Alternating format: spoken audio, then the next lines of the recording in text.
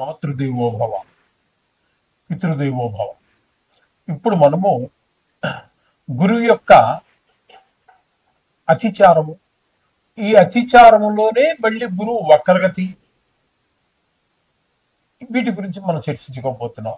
ఇది ఒక విచిత్రమైనటువంటి పరిస్థితిలో ఉంది. ఎందుకంటే సామాన్యంగా ఎప్పుడు కానీ చాలాసార్లు ఇలా కూడా జరిగి ఉంటుంది, చాలా కాలానికి ఒక్కోసారి జరుగుతూ ఉంది. గురువు అతిచారం వల్ల ఉండవలసినటువంటి రాశిలో కాకుండా ముందు రాశిలోనికి వెళ్ళటాన్ని అతిచారంగా మనం చెప్తూ ఉంటాం. అదేంటంటే ఆయా గ్రహాలు వాటి వాటి కక్షలో తిరిగేటటువంటి ఆ కక్షను బట్టి వస్తూ ఉంటుంది. అది ఆ విధంగా అతిచారంగా అంటే ముందుకు వెళ్ళినట్టుగా మనకి కనిపిస్తూ ఉంటుంది. చిన్న గ్రహాలు కొంచెం స్పీడ్గా వెళ్ళేటప్పుడు అవి వెనకబడినట్టుగా ఉండటం, ఇట్లాంటి మార్పులు చేర్పులు జరుగుతూ ఉంటాయి. ఇవన్నీ వక్రం కానీ అతిచారం కానీ ఇవన్నీ కూడా. ఇక్కడ మిథునంలో ఉండవలసినటువంటి గురువు అతిచార ప్రభావంతో కర్కాటకంలో ప్రవేశించారు. ఈ కర్కాటకంలో ప్రవేశించి ఉండగానే ఇక్కడ గురువు మళ్ళీ వక్రం, అందులో వక్రగతి కూడా ప్రారంభమైంది. ఇది ఎప్పటి నుంచి ఎప్పటి వరకు అన్నట్టయితే మిథునంలోకి ఎప్పుడో వచ్చారనుకోండి, ఆ మిథునం నుంచి కర్కాటకంలోనికి ఎప్పుడో వచ్చారు గురువు, ఉండాల్సిన టైం కంటే ముందుగానే, దాన్ని అతిచారం అంటున్నాము. ఇక్కడ 13వ తారీఖు 11వ నెల 2025 నుండి 6వ తారీఖు 12వ నెల అంటే డిసెంబర్ 2025 వరకు ఇక్కడ గురువు వక్రగతిలో, అతిచారంలోనే వక్రగతి, ఇక్కడ ఈ విధమైనటువంటి ఫలితం ఉన్నది.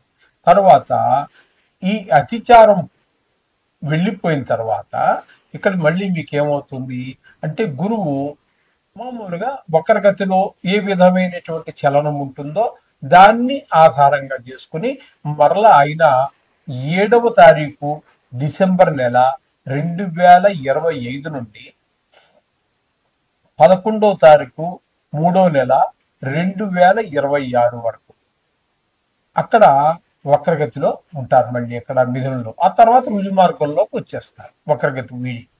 ఏమంటే ఇది ఒక విచిత్రమైనటువంటి పరిస్థితి అన్నమాట. ఇక్కడ మీకు వక్రగతి కానీ, ఈ స్తంభన కానీ, ఈ అతిచారం కానీ ఇవన్నీ కూడా ఇవన్నీ ఒక కోవకు చెందినటువంటివి. ఈ ఒక కోవలోనే భిన్నమైనటువంటి నడక, చలనం మనకు ప్రదర్శిస్తూ ఉంది ఇక్కడ.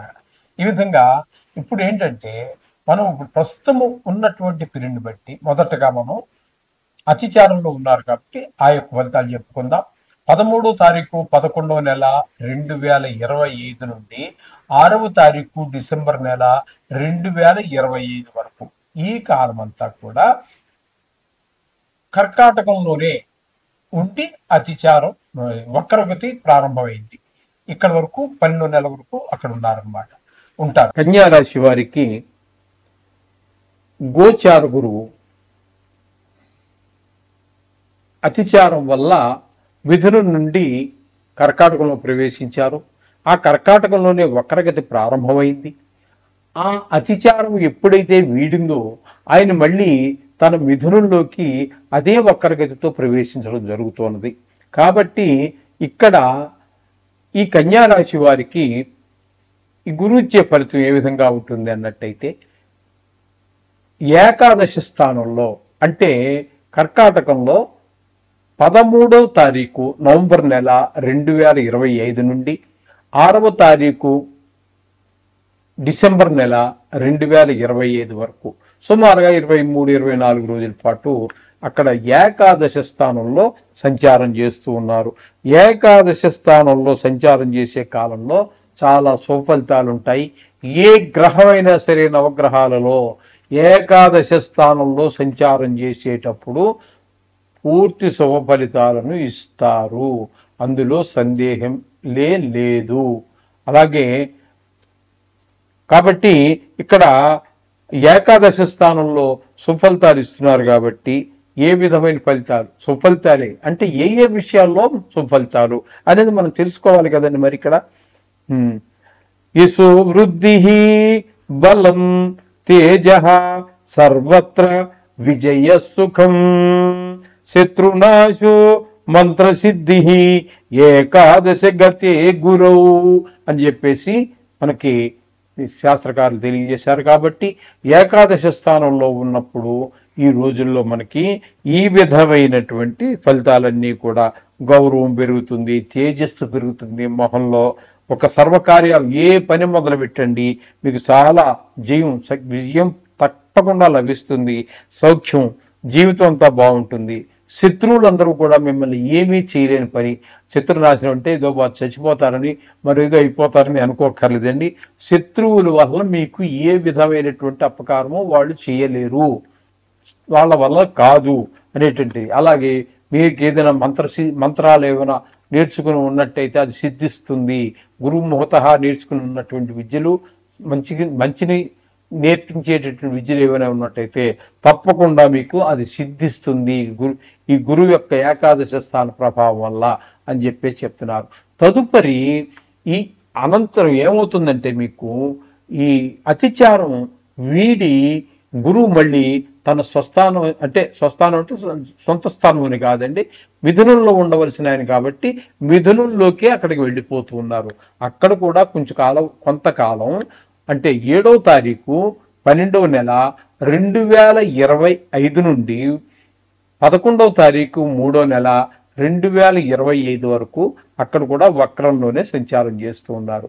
అక్కడ మీకు ఏమవుతుంది అన్నట్టయితే దశమ స్థానం అవుతుంది. దశమ స్థానంలో గోచార గురువు శుభ ఫలితములను ఇవ్వజాలరు. అక్కడ దశమ స్థానంలో ఉన్నప్పుడు ఏ విధమైనటువంటి ఫలితాలు ఇవ్వబోతున్నారు అనేది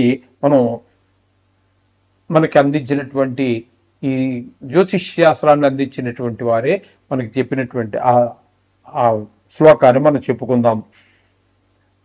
ధాన్యనాశో ధనశ్చేద వృధా సంచరణం భయం సర్వజనైః దూషణం చైవ దశమస్తు యదా గురుః.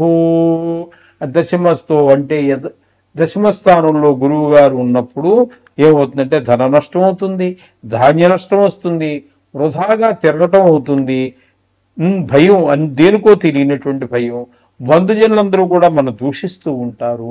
ఈ విధమైన ఫలితాలన్నీ కూడా గురువు ఈ సుమారుగా ఇంచుమించుగా 3 నెలల కాలం పాటు ఇక్కడ మనకి ఇవ్వబోతూ ఉన్నారు.